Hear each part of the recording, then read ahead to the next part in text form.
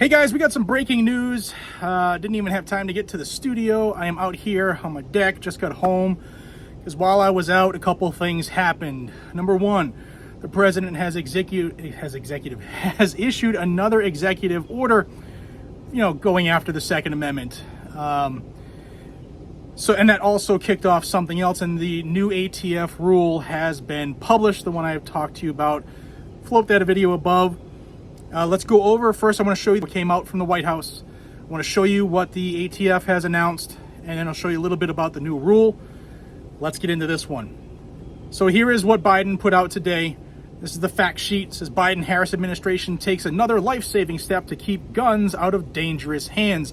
Reminder, this is all a fallout from the Bipartisan Safer Communities Act. Thank you, John Cornyn and the other fellow rhinos in the Senate. It says, in March, President Biden signed an executive order directing the Attorney General to move as close to universal background checks as possible within existing law. Today, as a result of the executive order and the Bipartisan Safer Communities Act, the Department of Justice is taking life-saving action to reduce the number of guns sold without background checks and keep guns out of the hands of criminals. Why the Biden-Harris administration is taking action. Since 1994, federal law has required federally licensed firearm dealers to run background checks prior to selling or transferring a weapon. These background checks have helped keep guns out of the hands of more than 3 million felons, convicted domestic abusers, and other dangerous individuals. However, despite the law, individuals who should be licensed dealers have refused to obtain a license, skirting the background check requirement. Last year, Congress passed and President Biden signed into law bipartisan legislation to help address this dangerous problem by modifying the definition of who has to become a federally licensed firearm dealer.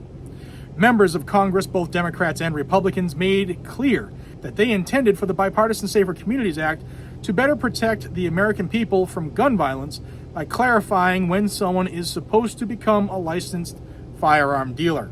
New action to keep guns out of dangerous hands. Today, the Justice Department has announced a proposed rule to specify what exactly the new definition in the Bipartisan Safer Communities Act means on the ground.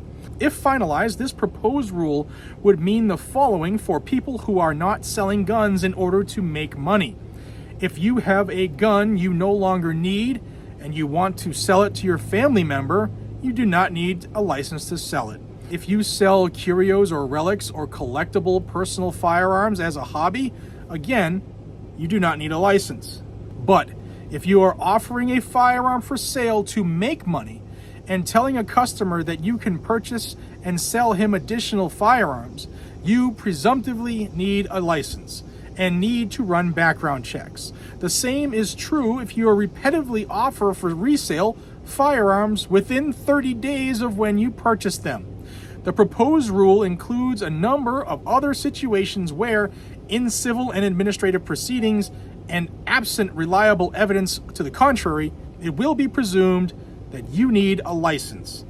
Specifically, the proposed rule, if finalized, would clarify that an individual would be presumed to be engaged in the business of dealing firearms and therefore required to become a licensed firearms dealer and run background checks if they meet certain conditions.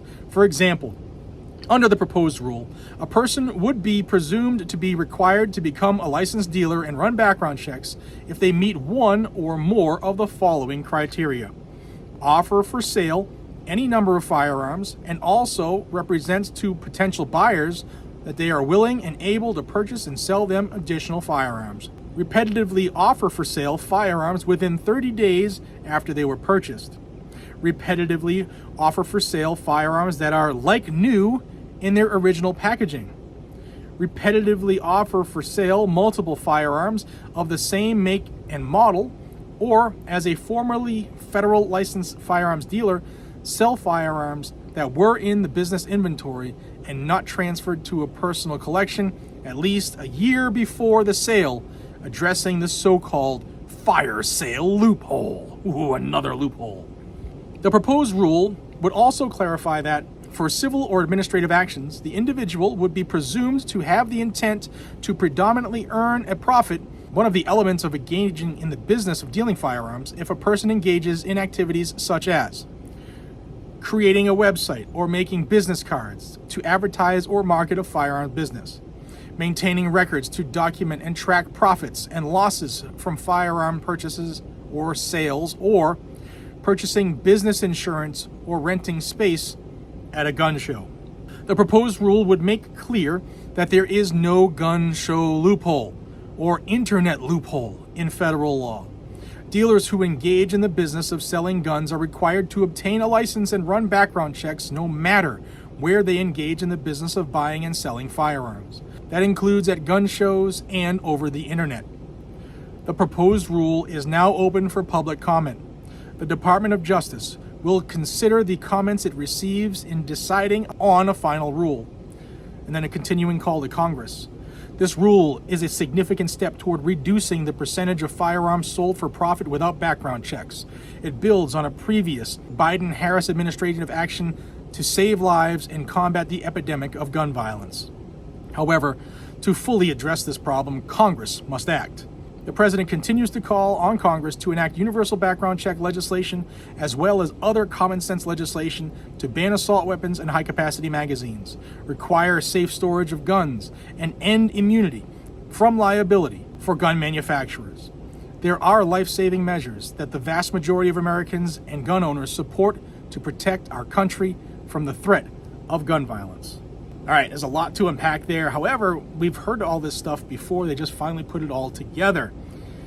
The rule has been published, which means the comment period is open. I want to give you what the ATF put out today as well, because the definition of a federal license, a federal firearms licensee, someone who needs to get a license to sell guns, it was you had to be engaged in the business where it was part of your lifestyle, like it was part of, it was your business. Now they're changing things to where if you make a profit on a gun, or you sell a gun within 30 days of buying it, or you sell it in its original box, then you need an FFL. Like, it would take me one trip to the range to figure out if a new gun I bought sucks. I should be able to sell it immediately. Under this rule, I would have to first become an FFL and then sell my gun. If I wanted to sell a gun that I've had in my safe for years and still have it mint, cherry condition, in its original packaging, like most people do who collect guns, if I were to sell that, I would need a federal license from the government to say I can be a gun dealer. It's asinine. But first, let's look at what the ATF put out today as well. Here's the ATF's presser. It says, definition of engaged in the business as a dealer in firearms. On August 30th of 2023, the Attorney General signed ATF's Notice of Proposed Rulemaking 2022 R. Romeo 17, definition of engaged in the business as a dealer in firearms, which proposes to amend ATF's regulations to implement the provisions of the Bipartisan Safer Communities Act enacted on June 25 of 2022. The Notice of Proposed Rulemaking proposes to incorporate the Bipartisan Safer Community Act's definition, predominantly earn a profit, creating a standard definition of terrorism and amending the definitions of principal objective of livelihood and profit and engaged in the business to ensure each conforms to the Bipartisan Safer Community Act's statutory changes and can be relied upon by the public. Furthermore, the Notice of Proposed Rulemaking specifically proposes to clarify when a person is engaged in the business as a dealer in firearms at wholesale or retail by clarifying the definition of dealer and defining the terms purchase and sale as they apply to dealers, clarifying when a person would not be engaged in the business of dealing in firearms as an auctioneer, or when purchasing firearms for and selling firearms from a personal collection, setting forth conduct that is presumed to constitute engaged in the business of dealing in firearms and presumed to demonstrate the intent to predominantly earn a profit from the sale or disposition of firearms, absent reliable evidence to the contrary, clarifying that the intent to predominantly earn a profit does not require the person to have received pecuniary gain, and that intent does not have to be shown when a person purchases or sells a firearm for criminal or terrorism purposes, adding a single definition for the term personal collection